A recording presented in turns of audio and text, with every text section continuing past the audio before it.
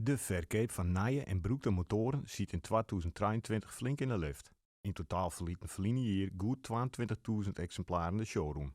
Benammen onder jongerijn is de motorfiets populairder als zeer. Ik denk gewoon dat ze het hartstikke leuk vinden. Ze zijn allemaal enthousiast. Daar is de vrijheid, de wien en de kist alle kanten op. Ja, ze willen gewoon graag motorrijden. Dat is wel erg in.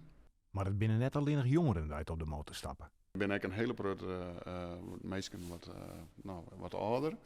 Die weer heropstappen. Die vroeger rieden hadden.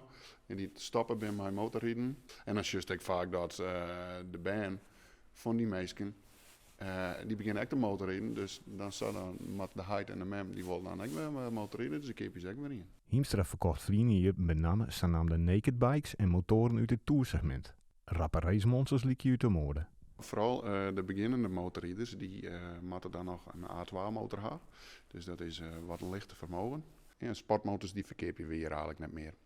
Die willen ze niet meer hebben. Een sportmotor die rijdt eigenlijk het mooiste als het wat hut riest. Maar de politie stiert eigenlijk op elke hoek van de straat. Dus dat is wat gevaarlijker van die rijbewijs. Dus daarom denk ik dat we ze net zo goed mee verkeer kennen. Nevens Hiemstra biedt het rijden op een motor tal voordelen. Dan kun je eigenlijk volle makkelijker parkeren. Ze zijn volle zuiniger. En ze ben ik, de verste kosten ben ik net heeg. Dus ja, het is wel handig. Ja, absoluut. Boven dat ben broekte motoren net al jaren in aanschaf. We hebben ze hier van €12.000 tot €10.000 ongeveer. He, vooral alleen maar gebroekte motors.